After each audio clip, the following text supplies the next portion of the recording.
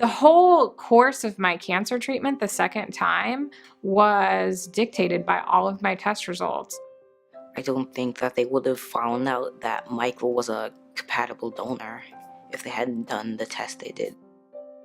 Everything surrounding my sicknesses, my cancer, my life going forward is dependent on lab work. For every visit that we went to the hospital, we were just sitting with bated breath, just waiting for those lab results. As pathologists and laboratory professionals, we do hundreds or thousands of tests every day. And it's important for us to realize, and we do, that every specimen represents a patient, a person with a life and a family and friends. They looked at my biopsies, they looked at my red cells, they looked at my white cells and all my counts, and they're the ones that determined my ranges for the doctors to piece together what was going on in my body. You know, if I think of all the times I'm looking for pathology or getting lab tests, it's really essentially for every single patient. You know, their work and their dedication to patient care has allowed me to live my life. We are not alone. There are so many people working behind the scene. If we didn't have labs, we would be practicing internal medicine in the dark ages. The fact is that we're able to focus on what patients are telling us and on doing a good exam because we know that we're going to be able to get every lab that we need and it's going to be accurate. Whenever I see anybody's slide, I tend to look at it with the eye of what if this was me or my mother or my family. They really help you out in understanding what you're going through, as well as they're really the ones who are a big part in saving your life. The accurate numbers were so helpful for my team. They knew when to admit me. It allowed them to be so proactive instead of reactive, which is everything in a transplant. I found out early enough, due to everybody's work, that now I'm safe, cancer-free, healthy, and happy. Without that knowledge base, I don't know where I'd be. Without laboratory professionals and pathologists, You know, their work and their dedication to patient care. I couldn't be sitting here with a smile on my face. I wouldn't be where I am today. And my life would be totally different. I wouldn't even be here today. I don't know if I would be here. Honestly, I would not be here.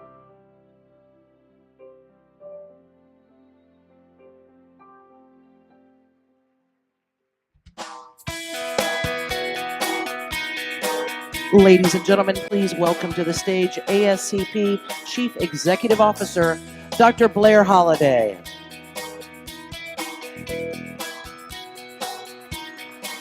Well, welcome to ASCP 2018.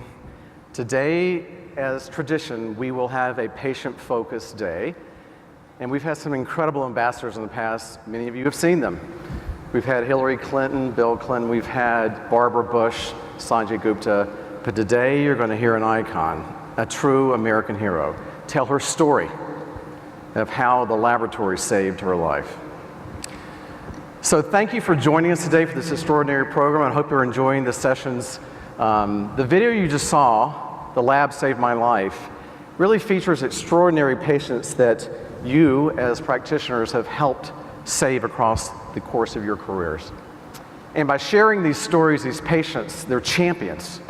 They help us and they understand their diagnostics because you are helping work with their clinician and they are learning more about the vital work that you're involved in.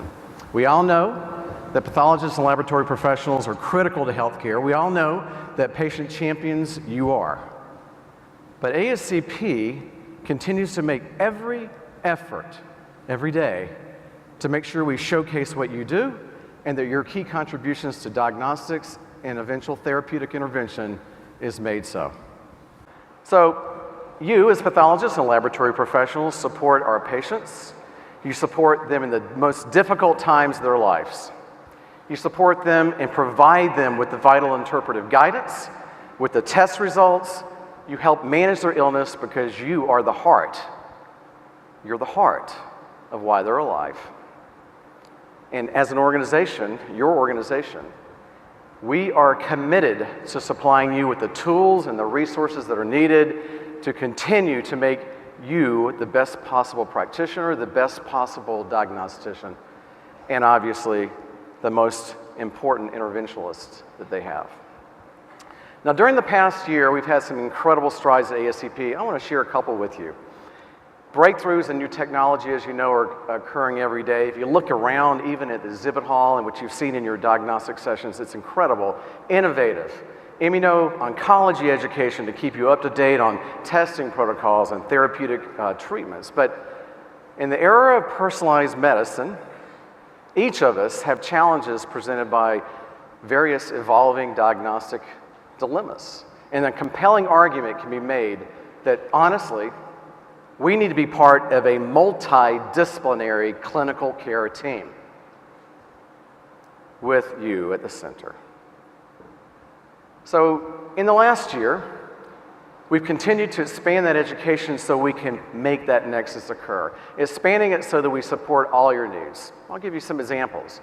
We built a GYN PT portal, or proficiency test portal, which allows you, our practitioners, to get real-time feedback the same day as you take your GYN tests.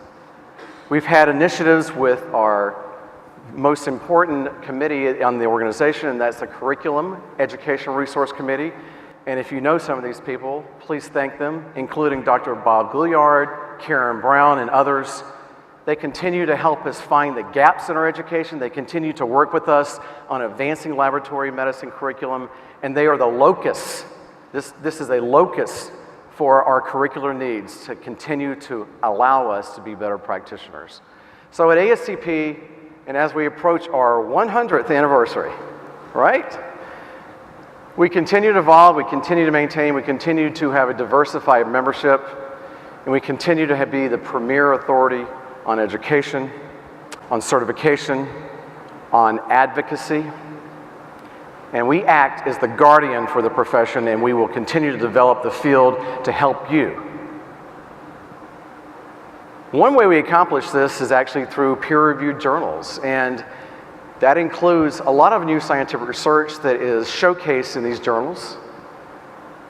But in an ever-changing landscape of our healthcare, it requires true leaders. And I want to talk about an opportunity for you to engage. American Journal of Clinical Pathology has a new editor-in-chief, and his name is our previous president, Dr. Steve Croft.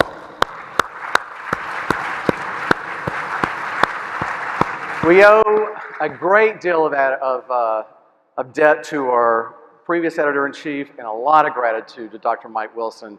Amazing efforts, outstanding leadership over his tenure of his 6-year career. And under Dr. Croft's leadership, I'm confident that we're going to advance the critical role of education. And I can see why some of his mentors sit here in this audience. I'm also excited to announce that ASCP has established an unprecedented agreement with Texer Publishing, who is an international leader of medical content, and they are the publisher of a magazine that you've been getting now. It's called The Pathologist. It's an exclusive society relationship with the pathologist. We're offering you digital versions. We're also offering you the opportunity to get it at home or in your office. Quality reporting, news, editorial pieces, everything in the aspect of what's happening in the latest, greatest evolution of our profession. In addition, we're going to provide this content that's of interest to you, giving you the opportunity to help us provide content that's relevant in the manner you like it on an international sector. And we're partnering with all kinds of organizations. You know, our mantra is stronger together. And stronger together means that we are continuing to expand our big blue umbrella, including opportunities around the international arena. Both the College of Pathologists of East, Central, and Southern Africa, the Cleveland Clinic of Abu Dhabi, Med Labs in Jordan, the Philippine Society of Pathology and Laboratory Medicine. Pathologists, laboratory professionals across the world are beginning to form alliances with ASCP to be at the forefront of patient-centered care and patient-centered advocacy. We're also marking a significant milestone for the ASCP Board of Certification, which this year celebrates its 90th year.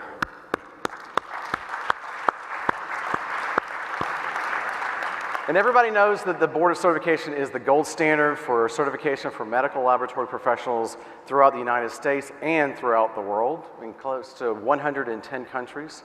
To date, they have certified over 500,000 individuals throughout the world, and they continue to help us.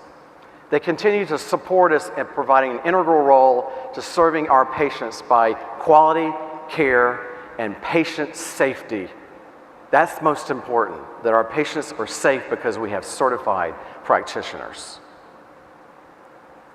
Now, earlier this year, we also joined in an advocacy opportunity with the National Kidney Foundation to support clinical laboratory scientists and societies across the United States and the world to remove barriers for testing for chronic kidney disease, improve the comparison of those test results between laboratories, increase the early recognition of this disease, and continue to promote patient awareness of the condition.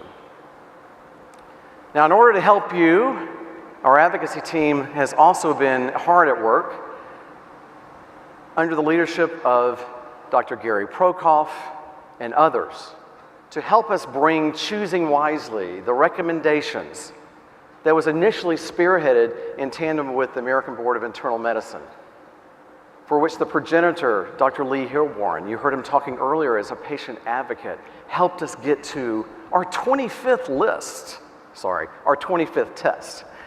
So we're talking about opportunities for preventing the overutilization of tests, and it helps us work better with our clinicians.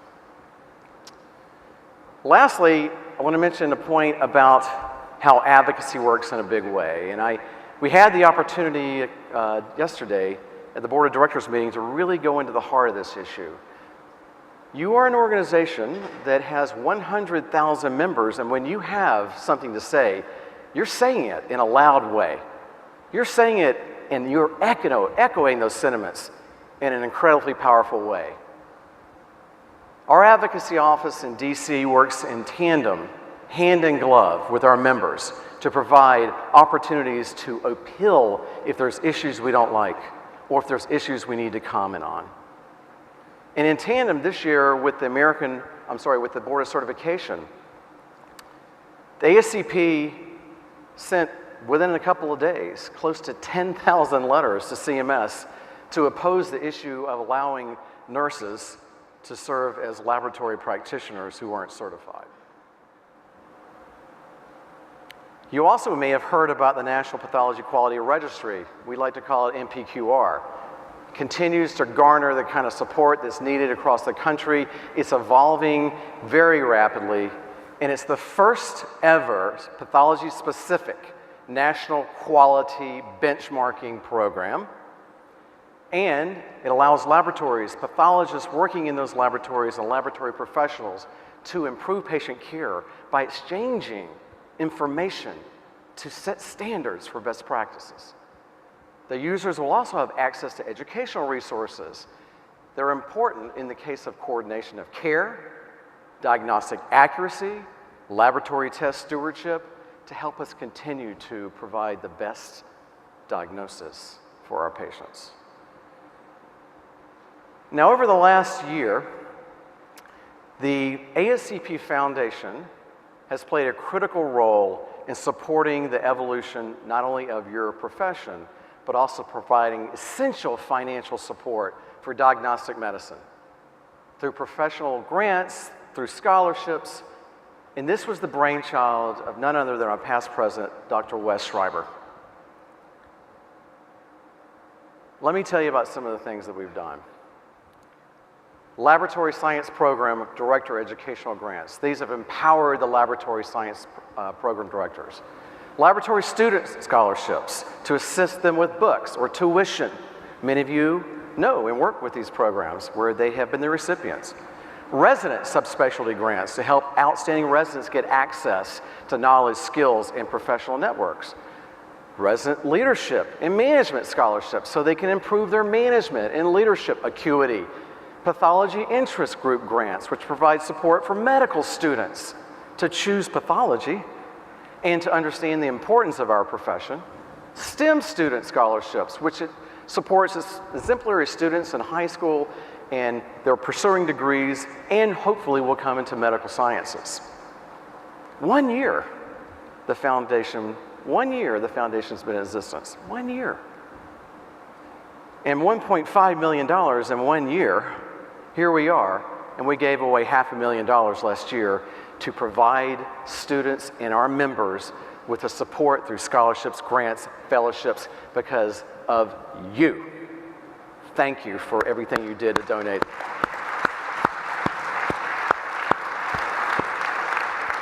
The foundation is also garnering support for our initiatives like our Global Health Fund and our work that we're doing in terms of cancer diagnostics in Africa, for which our CMO, Dan Milner, who sits right here, is our shepherd and helps us get to the right patients and to the right facilities and to the right countries to evolve healthcare across the world.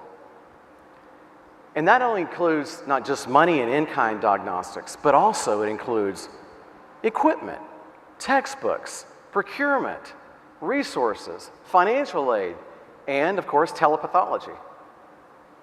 Just this year alone. Here are some of the countries we've been to: Rwanda, Uganda, Ethiopia, Tanzania, Malawi, Liberia, Kenya, Ghana, the Democratic Republic of Congo, Haiti. That's just this year. And we're a little tired, but I guarantee we're going to keep moving. But I also want to tell you about something that happened last year that most of you are acutely aware of, that there was a request for our need, and we responded. And that is what happened in Puerto Rico. What happened in Puerto Rico was one of the most natural disasters ever hit that part of the world in the history of mankind. And Hurricane Maria really brought out the best of our members, you. You helped. You responded. You were our call for help. You enabled us to be able to bring the essential medical supplies to help rebuild the island's essential medical laboratories. So I want to show you a short video. And if you don't have your handkerchief already, you better. Because this is your impact on what happened to help our patients in our laboratories in Puerto Rico.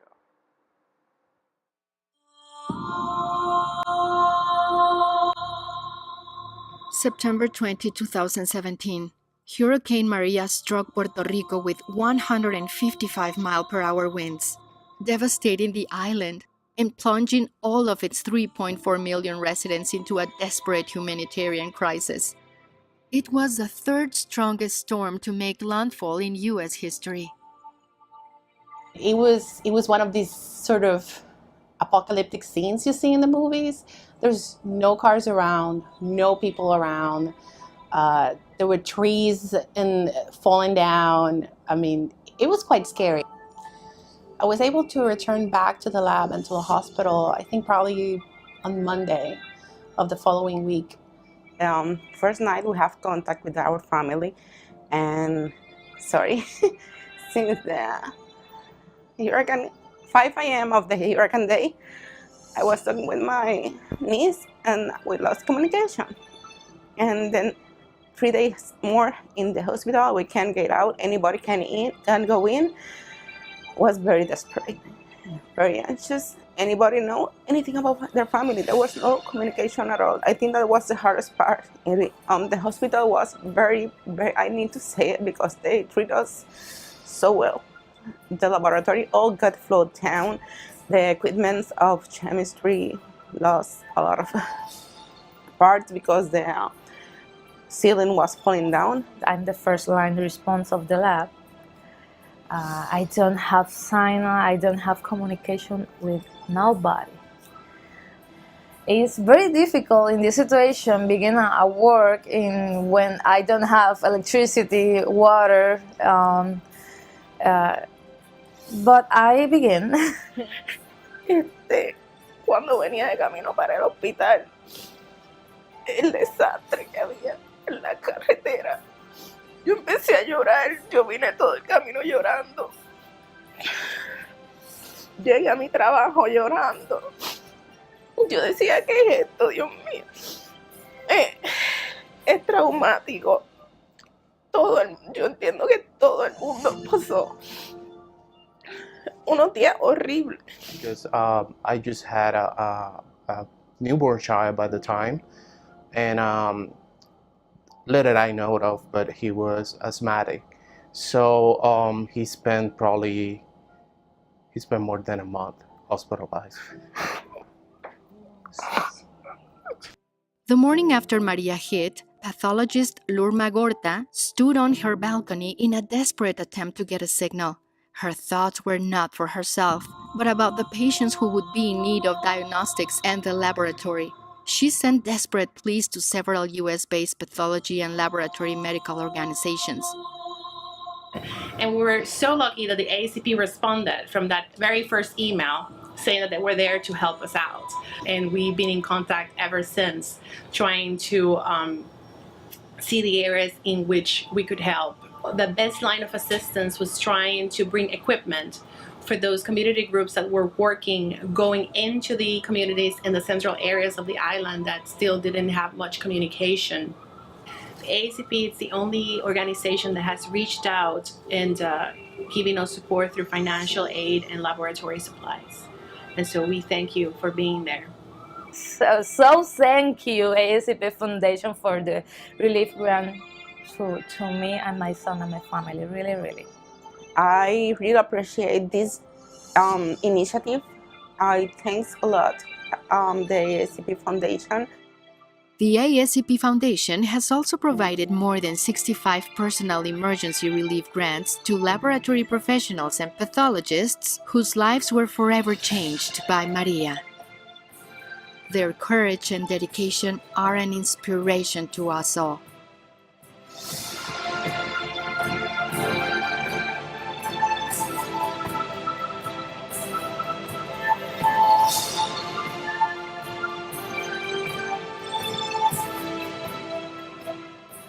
That is the power of your foundation.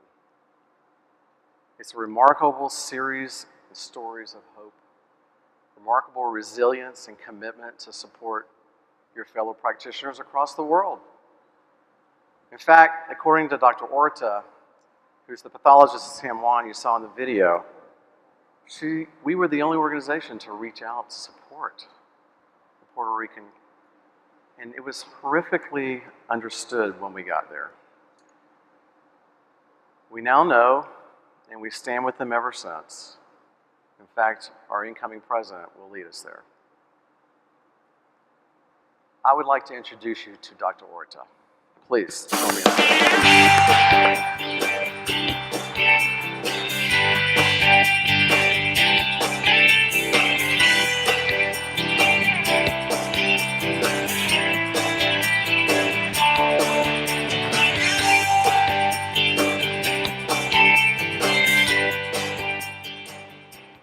Good afternoon. I would like to thank Dr. Holladay and the ASCP Foundation for inviting me to speak with you today. My name is Lurma Gorta, and I'm a community pathologist in San Juan, Puerto Rico. Last year, I had the honor to serve as the president of the Puerto Rico Academy of Pathology and Laboratory Medicine. But on the early hours of September 20th of last year, I was, like all Puerto Ricans, anxiously awaiting the impact of Hurricane Maria. Nothing could have prepared us for the sheer magnitude of this Category 4 hurricane and the devastation it left upon its wake. Not even when only 2 weeks before we had survived Hurricane Irma, and as a community, we were still providing assistance to our neighbors in the Caribbean. In an instant, our island had become isolated from the outside world. There were no phones, no internet, and no operating airport. Our people struggled to survive without food, water, or electricity. This tragedy touched all of us. And amidst the crisis, and in spite of our own personal struggles, our physicians, pathologists, and laboratory professionals we're committed to provide continued medical care to our patients. But we were not alone.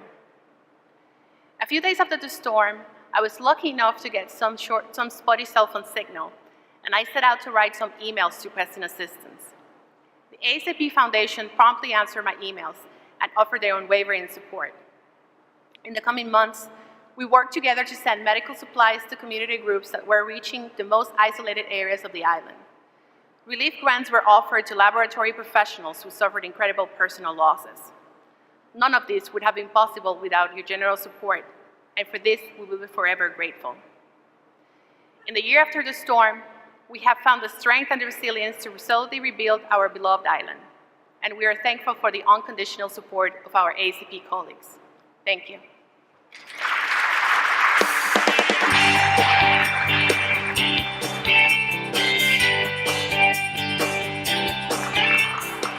So just like our commitment to Dr. Orta and to the citizens of our country in Puerto Rico, over the past couple of years, ASCP has been building its Patient Champions program, and this program is entitled to help patients understand the value of what you do, but to share their stories. You saw it earlier.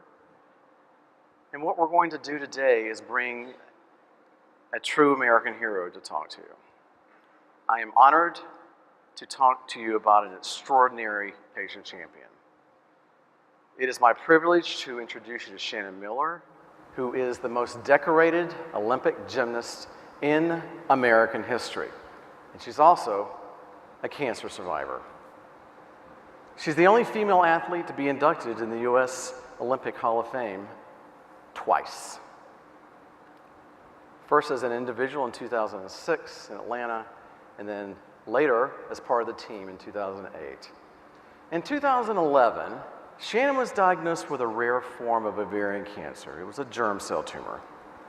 And the tumor was successfully removed and followed with aggressive chemotherapy. She's going to tell you her story. But she credits members of the medical team and the laboratory for helping her beat this disease. She's now cancer-free.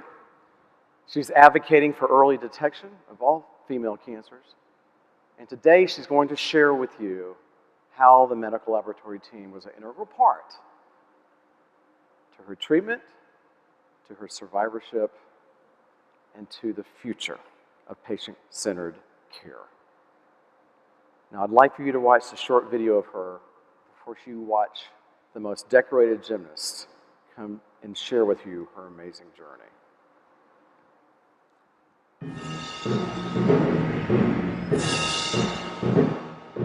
In the all-round, the gold medal would be decided on the final apparatus. For Shannon Miller, that was vault.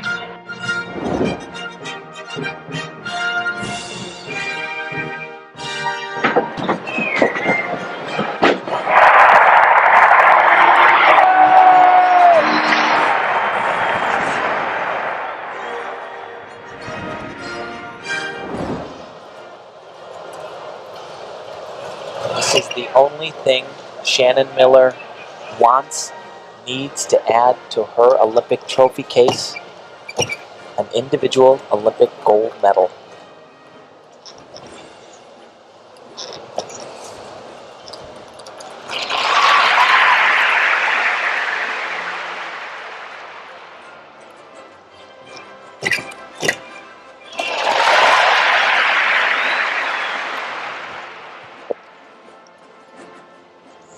Right here, tumbling pass on the beam. 2 layouts. She's on.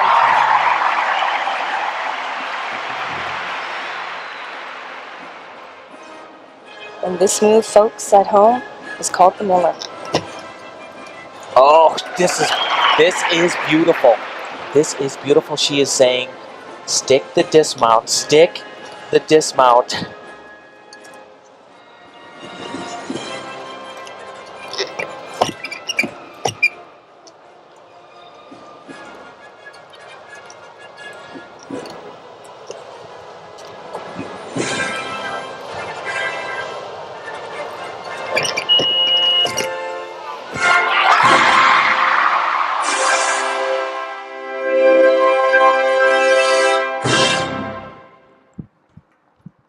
Ladies and gentlemen, please join me to welcome the immortal Shannon Miller.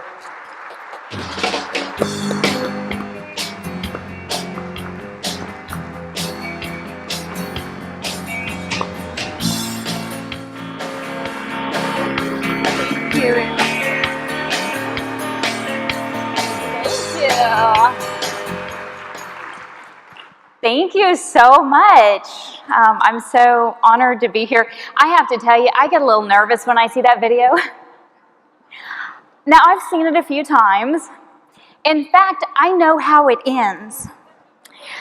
But no, I do. I get nervous because I just wonder if today's the day where I don't land the dismount. So, phew.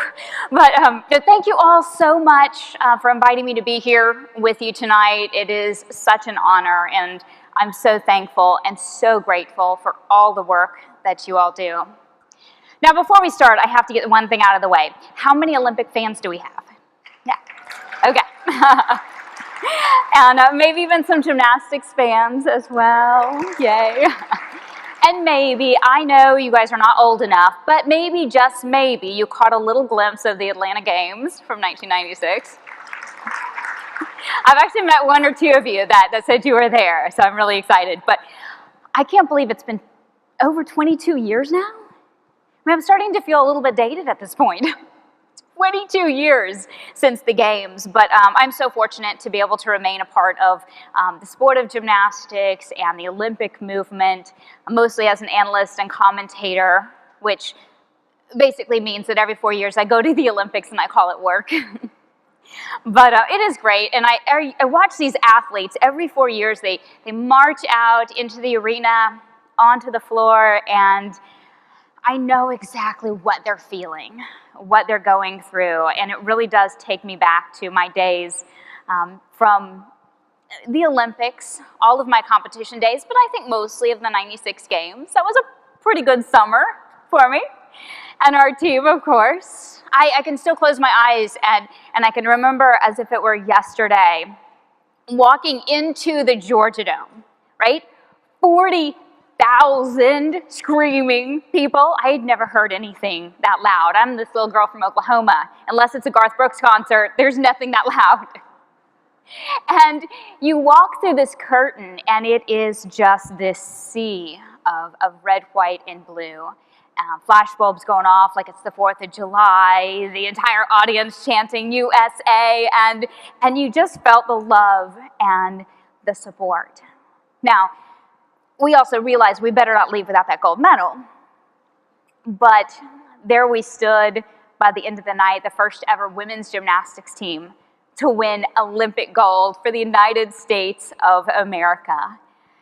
And it was just really a dream come true for all of us. And I know there are so many things about that time that I have forgotten over the years. I don't know how many beam routines I trained leading up to that event. I think the aches and the injuries, I think those tend to fade with time. I can't possibly tell you how many times I fell along the way. I think it's often in our lives, in our careers, we have a tendency to think back. And we think about the good times, the highlights, the Pinterest-worthy moments of our lives. But I always think it's really important to remind myself of the struggles along the way. The falls, the injuries, the moments where I just wanted to give up. Because it's in those moments, those mistakes and challenges, in those failures, that I learned how important it is to get back up and to keep going, to rely on my team. Now, I learned so many incredible life lessons through sport, through gymnastics, and I couldn't possibly go through all of them here today. I want to get you guys out on time. But I think some of my favorites were those of goal setting, of the importance of teamwork, and a positive attitude. And I think those are things that really flow over into every area of our lives. I know they do for me. They help me every day running my business, motherhood, and most certainly in my battle against cancer. Now, one of my favorites to talk about is goal setting, and my friends all make fun of me because I kind of set goals for everything. Big, small, doesn't matter. Brush my teeth in the morning, check the box, I did it. And sometimes when you have small children, that's a really big deal. But for me, it's so important because I know that goal setting, it paves the way for change and growth and improvement, and it helps you close the distance between where you are today and where you want to be tomorrow. For me, I learned about goal setting really very early on in my career, a very young age. I was 8 or 9 years old when my coach, Steve Nuno, he's the guy with the mustache yelling and screaming and cheering on the video, he did a lot of that. But he taught us very early on the importance of goal setting. He used to set us down on the floor exercise at the beginning of each competitive season. And he would pass out these index cards. And on one side, we had to write down our long-term goal. You know, what did we want to achieve that year? And so I might write down, I want to make it to the state competition. And eventually, I would write, I want to represent the United States at the Olympic Games. Well, that's all well and good. It's nice to have a goal, but how are you going to get there? So we had to turn that card over. We had to painstakingly write down all of those things that we could work on each and every day in order to get to that long-term goal. So if I wanted to make it to the state meet, then I needed to get a new dismount. I needed to have more difficult skills, which meant I needed to get stronger. And that meant what I could come in and work on every single day was the push-ups and the sit-ups and the leg lifts. Those were the things that I could actively work on every single day. Now, I do think when we talk about goals, most of us know the importance of setting goals, right? And we really know how to do it as well. You got to write it down. You got to break it down into bite-sized pieces that you can accomplish. We know how to do that. I think oftentimes where we lose sight, or maybe the critical step that's often skipped over, is the importance of follow-through, right? We've got that goal. It's not enough, though. It's not enough to know what you need to do. You also have to do what you need to do. I remind my kids of that very often. But it's so important. You have to actually do the work each and every day if you want to achieve that dream. Because frankly, if you don't get up and do it every day, that dream that you have is always going to be just a dream. For me, it was the goals that kept me motivated during my gymnastics career and helped me achieve so many amazing things. But it was also the goals that kept me going during my cancer battle. Now, they were very different goals during cancer. Not quite as lofty as the Olympic Games. In fact, I think most of the time my goal was to get out of bed, get dressed, and if I could walk around the dining room table 2 times, that was a really good day. Now, it was a far cry from that athlete standing up there on that gold medal podium, but I can tell you it was just as thrilling. And I think the unfortunate truth that we all know is that every one of us will be touched by cancer in some way, and it might be someone you're treating. It might be a coworker, a neighbor, a family member. It might even be you personally.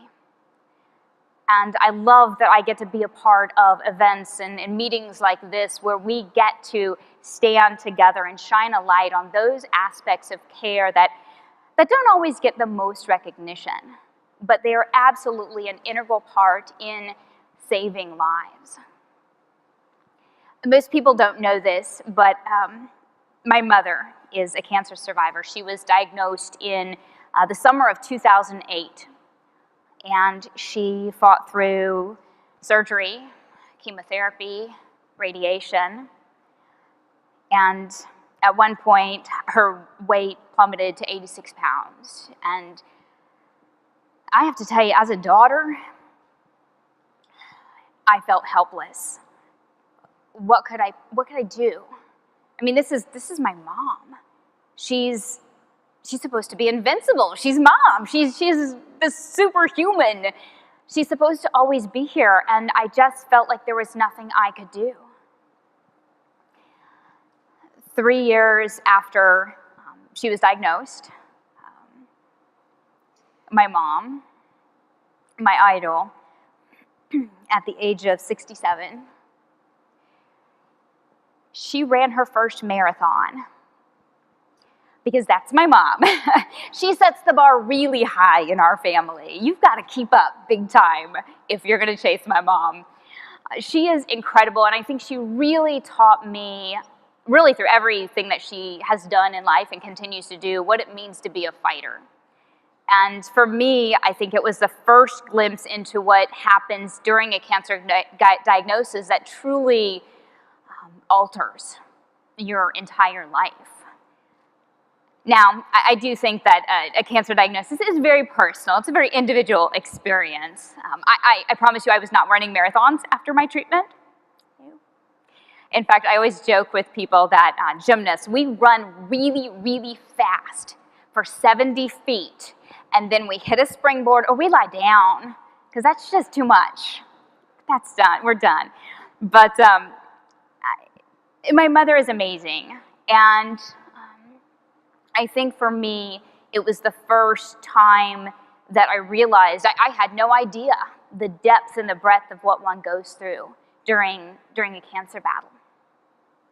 Now, I get the wonderful opportunity to hold lots of really cool titles. And by the way, thank you for the wonderful introduction. It makes me sound really awesome. I kind of just want someone to follow me around and read that as I'm doing the laundry and the dishes. And yeah. But it really is neat. I mean, I get to be Olympic champion and gold medalist and president of my company and my personal favorite, which is mom. But one title I never imagined I would hold, certainly before the age of 34, is cancer survivor. My diagnosis came in early 2011, just on the heels, really, of my mother's recovery. And 2011 was incredibly difficult. If we back up a little bit to 2010 was a really good year for me. The summer of 2010, I launched my company devoted to women's health and fitness. I had a mission to help women make their health a priority. I had watched for years so many friends and family members put their health to the bottom of the list. I wanted to do my part and help them, get a little bit closer to the top. And about that same time, I was asked to host a radio show. And so every weekend I came in and I interviewed physicians, nurses, experts on every health topic you could possibly imagine. And as we moved into the fall, we were doing a lot about cancer awareness, the importance of early detection and getting to your doctor's appointments and listening to your body and not being afraid to ask questions and all of these really great things. And that was about the time that I realized I was really busy. I had projects and programs going on with my company and foundation, and our son had just turned a year old, so that was really exciting. We had the holidays coming up, and I thought, I've got this appointment coming up, but I feel fine. If I just put it off a couple months, just to early next year, it'll be okay. Not a big deal. So I called up the doctor's office, and I was immediately put on hold. And as I sat there, I just felt this weight, this guilt. I mean, here I was, an advocate for women's health, and I was doing the exact opposite of everything that I was telling women to do. I wasn't walking the walk, and it didn't really sit well with me. So when the receptionist came back on the line, I said, look, I'm out of town for my current appointment. So I don't want to put it off. I don't want to wait. So can I just get on a cancellation list or something? Call me up and I will do everything I can to get there. I'll make it happen. And she said, oh, that's great, because that was a cancellation on the other line. Can you come over now? Sure, because, I have nothing to do today, right? But I did. And I drove right over there, not thinking twice about whether or not I'm healthy. I feel fine. And I'm thinking of, how fast can I get in and out, and all of the other 10,000 things I need to accomplish that morning, and cancer. cancer's just not on my radar.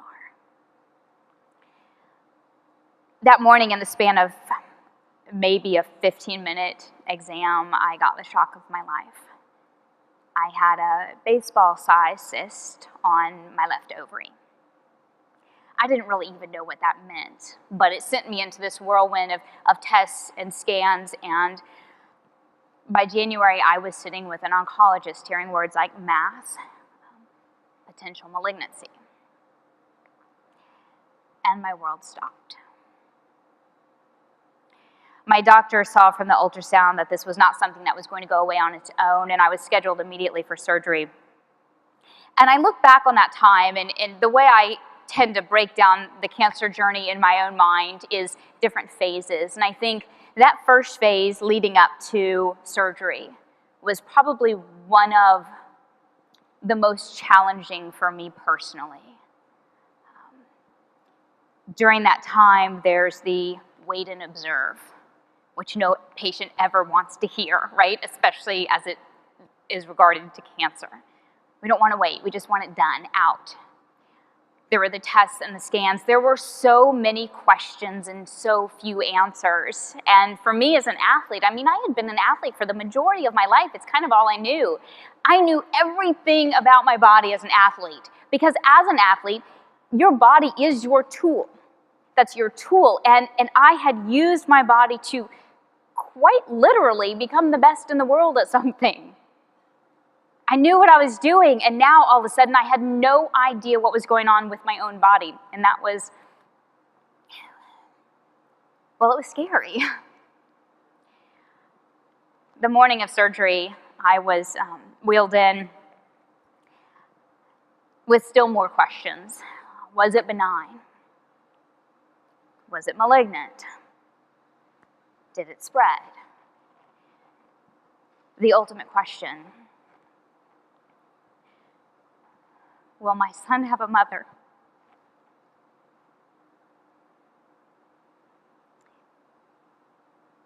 When I woke up from surgery, I saw my doctor and my husband were smiling. And while it was mixed news, I tend to think of it as really good news. Yes, it was ovarian cancer, a rare form of ovarian cancer, but they had caught it early. And as all of you know, that does not happen enough with ovarian cancer. They caught it early, the prognosis was good. We all kind of breathed this sigh of relief and turned our sights to recovery from the surgery, which was pretty invasive, so it's a significant recovery, but hey, I'll take it. And for the next couple of weeks, that's exactly what I did. I focused on recovery, and there was a Sunday night, a couple weeks later, that I finally felt like, okay, I think I can move around enough. We're gonna get dressed in real clothes and take our son out to dinner. I was actually gonna leave the house, and it was great. And as we were headed to dinner, I looked at my phone and I had a voicemail from my oncologist. Voicemail from your oncologist on a Sunday evening asking for you and your husband to show up the next morning in his office first thing. Not usually good news. And I can remember sitting in the car and I think I stopped breathing for a minute. And of course, by the time we got home from dinner, I said, no, we have to call him because I can't sleep.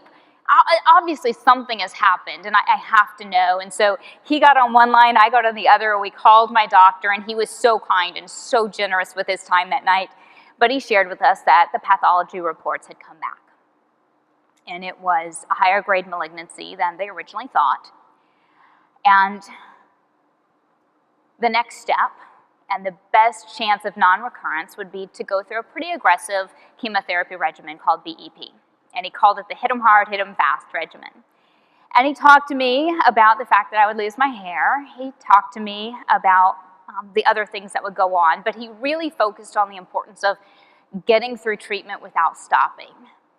And he said, look, I just need you to be prepared. I need you to get as healthy as possible, as strong as possible, because we don't want to stop. We want to see it through. I said, okay.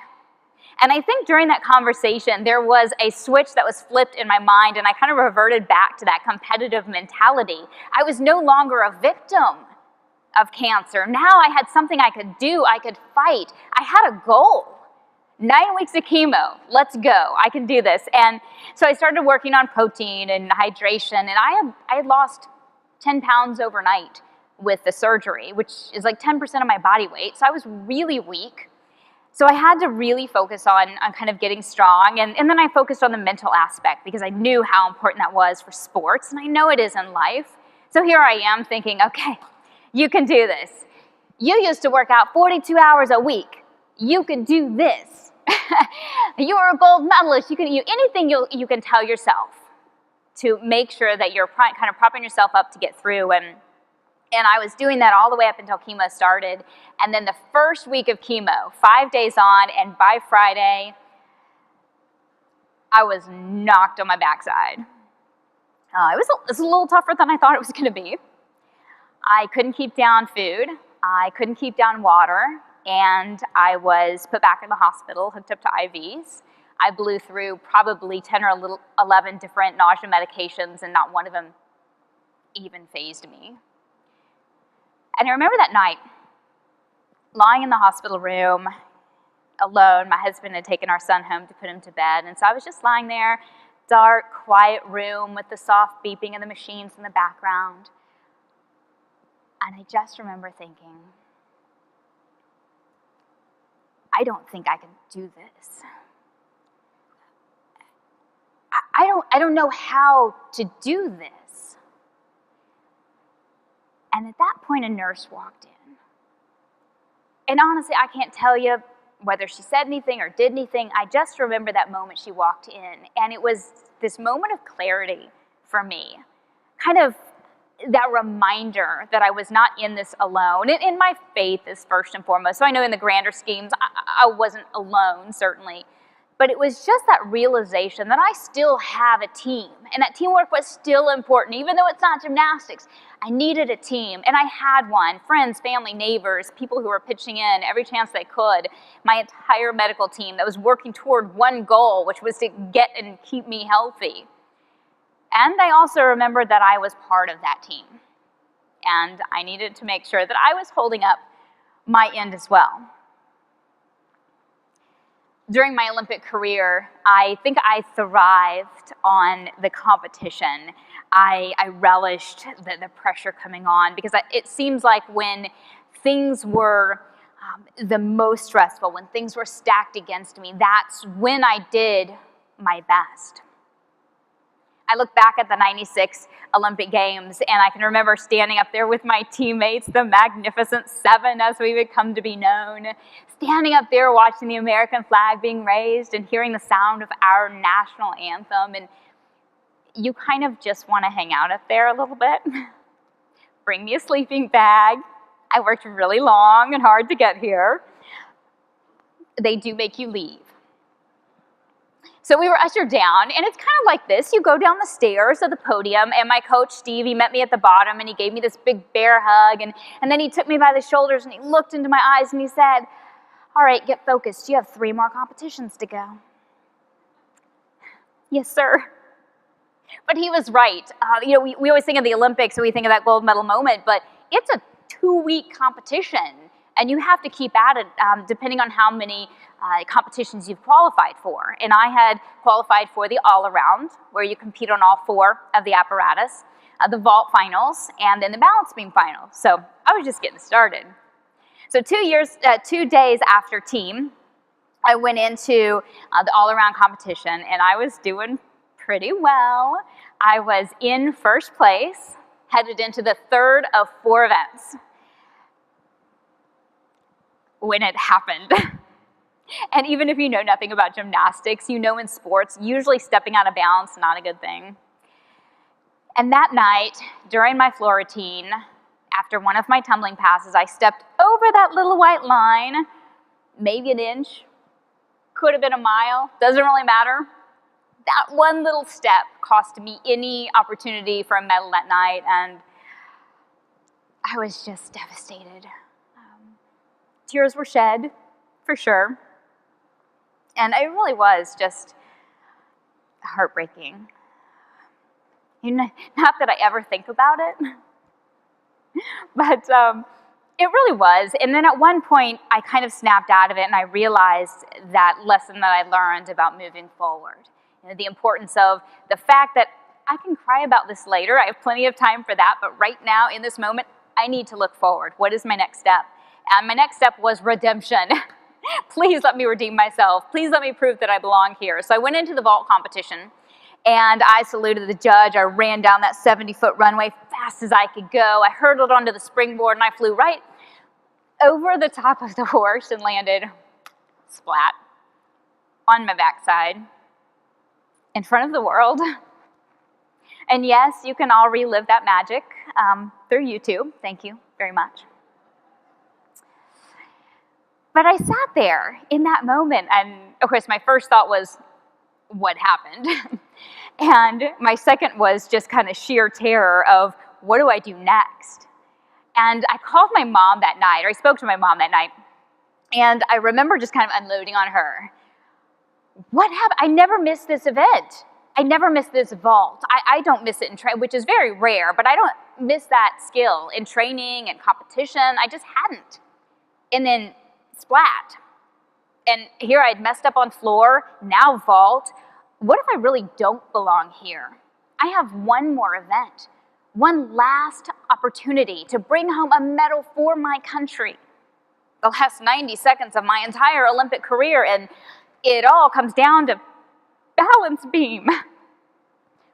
4 inches wide. The most feared event in all of gymnastics, and this is what I had to look forward to. And Mom, what if I let everybody down? And at that point, she stopped me. I think her exact words might have been, "Are you done?" And she said, "You know what? Have you done the work? You know, have you done the work? Have you given it 100% leading up to this, other events, workouts?" I said, "Yes, absolutely. I may not always get it right, but I always give it 100%. And she said, "I know. I know, because you've given of the blood, sweat, and tears. You've done the repetition, and that's why I know that you can hold your head up high and be confident when you walk into that arena that you have done everything you could to that moment. Now, whatever happens after that's going to happen, but you know you did everything you could do." And I thought about that all night. And the next morning, I went in, I saluted the judge for the last time of my Olympic career. I held my hands over the top of the beam for just a couple of extra seconds, and I took an extra deep breath, and I thought about what she had said, and I thought about something else that she had mentioned, and that was just to appreciate this opportunity that I had, that not many other young ladies get to have. And I decided I was just going to enjoy the moment. And I think it was the fastest 90 seconds of my entire career, that beam routine. But all of a sudden, there I was standing at the end of the beam, arms raised high, ready for the dismount. And I just said a little prayer, "Please, God, just let me land on my feet tonight." I hurtled toward the end of the beam, 1 twist, 2 flips. And when I felt my feet hit the floor, it was just the most amazing feeling. The joy, the excitement, the relief. I saw my coach jumping up and down on the sidelines. I think I saluted the judge, but who knows at that point. I didn't know what the score was. I didn't know if there was a medal, what color it might be. I just wanted to live in that moment. If I'm ever in doubt about the importance of setting long-term and short-term goals, about believing in ourselves when we persevere, about getting back up after a fall, all I have to do is think of that moment. This is an incredible time in my life, and I think it's funny sometimes how we often look back and we remember those highlights. We remember those gold medal moments, the stuck routines. But yes, I vaulted myself right onto my rear end on many occasions. I have fallen off the beam more times than I can probably count, and suffered plenty of other indignities during my 15 years as a competitive athlete. And yes, sometimes those moments were embarrassing, challenging for sure, but those moments made me stronger. And that's life. Right? You get knocked down sometimes, and you just have to find a way to pick yourself up and keep going. A diagnosis of cancer, it sends you into this new world with this new vocabulary, and it can be scary and confusing, and we need folks to help us navigate the medical, friends and family to help us through. But I think often we forget about the things that we don't see happening every single day, the work in the background that gets the critical information to the entire team. And I think that's kind of a normal tendency, right? It happens when we watch sports or think of our lives and our careers. We tend to think of the result, that one final moment where everything comes together, but we often forget about all the work that happens steadily along the way to get us there. And I always try to remind young athletes that Olympic medals are not won on the day of competition. They are not. They are won with the hard work and the preparation that happened for years before you even stepped onto the floor. And that translates into every area of our lives and of our health. Because often it's the work that happens when the lights and cameras and audience aren't there that is the true magic. My coach, he tells lots of stories about me. Most of them I won't repeat. But one story that I hear him tell and had heard him toward the end of my career tell a reporter. And the reporter kind of asked him how it was to work with me and kind of indicated that it must have been so easy because, I was just so talented.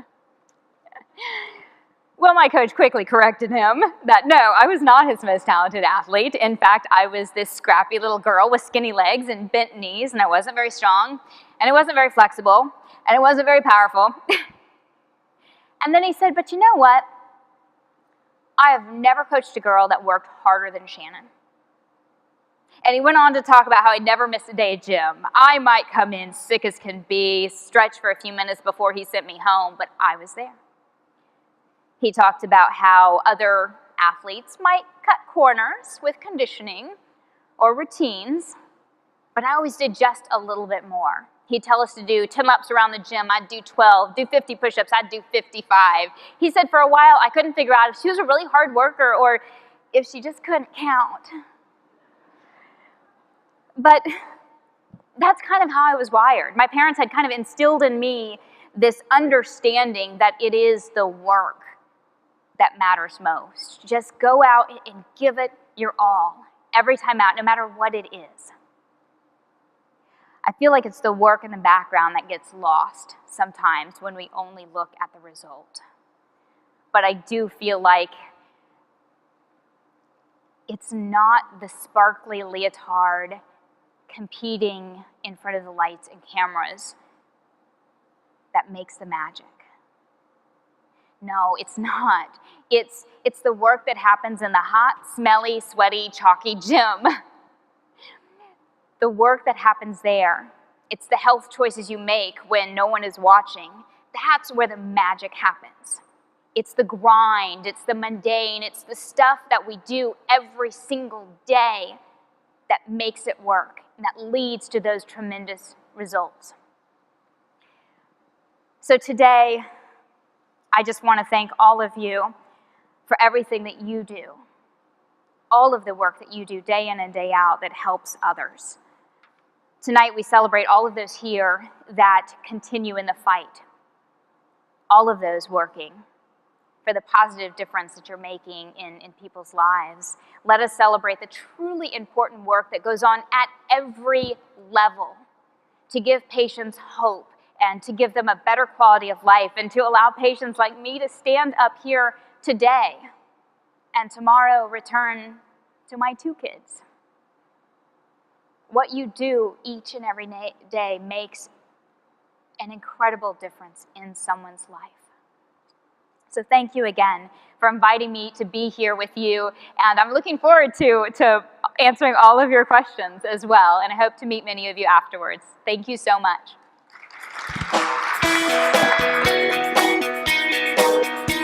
Please welcome back to the stage Dr. Blair Holladay.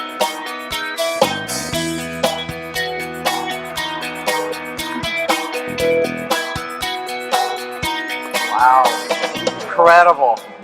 Thank you, Shannon. We're going to take a few minutes and have a few moments to share a few more things about your I'm in the hot journey. seat, is what Exactly. you're saying. And by the way, when I heard you talk about the team, here's your team. Here's your new team, the team that actually supported your diagnosis of germ cell tumor, the team that helped determine and help work with the typical type of processes, but also work with your clinician on working with your therapy and making sure that you're here today to share your amazing story. And thank you so much. Wasn't she amazing? Thank you. Truly amazing. So the balance beams, really? I mean, so I half the time, the rest of us in the audience have a hard time from tripping on our own feet as we're walking down the steps or getting off the escalator. And I'm going to tell you something personally that in 1996, I was sitting with my little small children, and we were glued to the television. Okay? And you've probably heard this story before. And remember, you can remember this, but that may have been the scariest moment in my life when you were going to go off the balance beam to make that landing. We were glued, and you nailed it, and you nailed that presentation incredibly well. So thank you so much. Let me ask you a couple of quick questions, and then we're going to have an opportunity also to meet and greet with Shannon over in the exhibit hall. She's going to go to our Patient Champions booth. If you'd like to chat with her, please do come over. But Shannon, this was an aggressive tumor, right? And you had mentioned as an advocate for women's health, and you mentioned your mother, who also went through an aggressive stage 4 lesion or diagnosis of cervical cancer, right? This is an incredible story that you're telling, because female tumors and those that affect the majority of females are very rare in terms of ovarian cancer. It's only 1% of the ovarian cancers or even germ cell cancers, and it's not even up on that list in terms of, so you were very fortunate. But the question is this: your mother went through it, and you went through it, and as a powerful woman advocate for us in this world, what take-home message can you give us in this audience about how we can pay it forward and make a difference? I think you all are already making a difference. You make a difference every single day.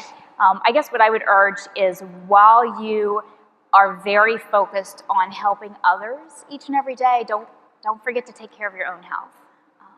And that's one thing I talk a lot about, is the caregivers in our lives. Whether it's medical, whether it's family and friends, they're all in it with us. And sometimes you see caregivers put their own health aside.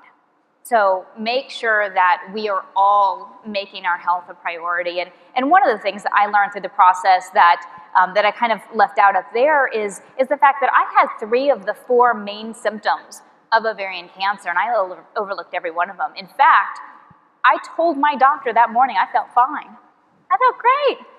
Afterwards, when I made the decision to be public about my diagnosis, not so much because I really wanted to talk about my ovaries with people, but I was hoping that it would help others focus on their health. But one of the interviews I did, I was asked if I had any symptoms, and I said, no, I mean, this came out of the blue, I had nothing.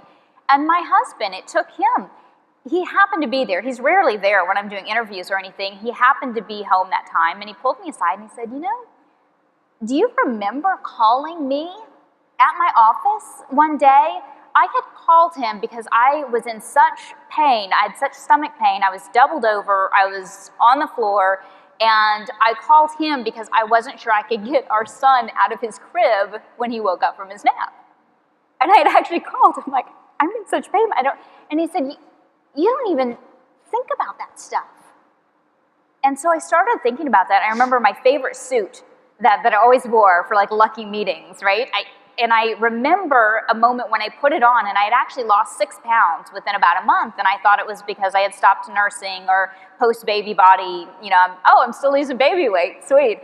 But I was so bloated that I couldn't even zip the back of the skirt up. And I didn't even think about those things until months after the diagnosis. And you kind of think, how is that possible? And it's just that really good reminder that we really have to listen to our bodies. And we have to write it down, because when you go into the doctor's office, you forget everything. You want to get out of there as fast as you can and on to the other thing. So I tell women to really listen to their bodies. And if something doesn't feel right, you know what? Mark it down. You write everything else on your schedule. Write it down so that when you do go into your doctor's office, you can say, yeah, wow, I actually had stomach aches on 6 of the last 10 days. So I think that's maybe my takeaway is to make your health a priority, but really have a specific way of going about doing that. I mean, you're an Olympic champion, but it's mind, body, and spirit, isn't it? That helped you get through this process, but also helped you become on the road to recovery and helped us as an organization support your needs, but also future needs of any woman who faces the trials and tribulations of what you've been through. And it's awe-inspiring to hear you talk about it, particularly the passionate way you spoke about this, Shannon. Have you guys noticed she has an infectious smile? I mean, she literally doesn't stop smiling, does she? I mean, have you noticed that? I think there's something to be learned about this woman over here. She's got an incredible infectious spirit. And that spirit and that mind and that body collectively together has helped you in what you learned, as you mentioned, in your goals, Olympic athlete. Let me just throw something out there. There's I think, and again, correct me if I'm wrong, but there's a motto in gymnastics that you can't fall and win. But is that really true in life? No, not even close. You know, growing up, and I think maybe, and I don't know if I had anything to do with it, but I think the tables have turned on that quite a bit. The saying growing up was always, you can't fall and win. You cannot fall and win. And I think I proved from early on you can fall and win. In fact, my first state competition, I fell on the first event. And then I had to pick myself up and just minimize any deductions and keep on going, and I ended up winning. It happened later during what ended up being my Olympic trials for the 1996 Olympics in order to get on the team. And I went up and I fell. Where do you go from that? Well, you pick yourself up and you keep going. And I've learned that in life. And I really think that what we find is that we learn so much more from our mistakes than we ever do from our successes. If we're willing to pay attention and to learn from that lesson, we're probably not going to make it again. But I think it's something that hopefully I can help other women maybe not make the same mistakes I did by talking about it. And I think the more we talk, more we communicate, more that we get important information out there for people to take control of their health. If I had been a little bit more aware of what the symptoms for ovarian cancer were, and that it's not a quote old person's disease, maybe I would have paid attention a little bit more. And so that's kind of where I feel like I can help a little bit. But no, I think it's not about being perfect. It's not about whether or not you fall. It's whether or not you get back up that matters. I appreciate what you said about communicating openly and publicly. And before we wrap up, I want to share, you mentioned during your presentation that you had a radio show. Yeah. It's about awareness building, right? Mm-hmm. This is an awareness building conversation, but all of us have a fiduciary responsibility for awareness building. All of us have a responsibility to get out there and talk about the importance of both cancer care and diagnostics, early treatment, early diagnostics. We have actually a medical officer in our theater here who has her own radio show, Alexandra Brown from Jackson, Mississippi, and she talks about women's issues and matters that actually are inclusive of getting and bringing awareness. So thank you for that, and thank you for mentioning that, because you're teaching us and helping us remember we all have that responsibility to continue to talk and have an impact on life. So may I share a final thought about an analogy on gymnastics with you? Sure. It's something I was so thinking about. You're going to show us a cartwheel? Yeah, it's something I was thinking about when you were speaking. So perhaps it's not about being afraid to fall and win. Maybe it's about sticking the dismount. Okay. And you nailed it. No, Thank you there very you go. much I like it. to Shannon Miller. Thank you. Thank you. Stay right there. Thank you.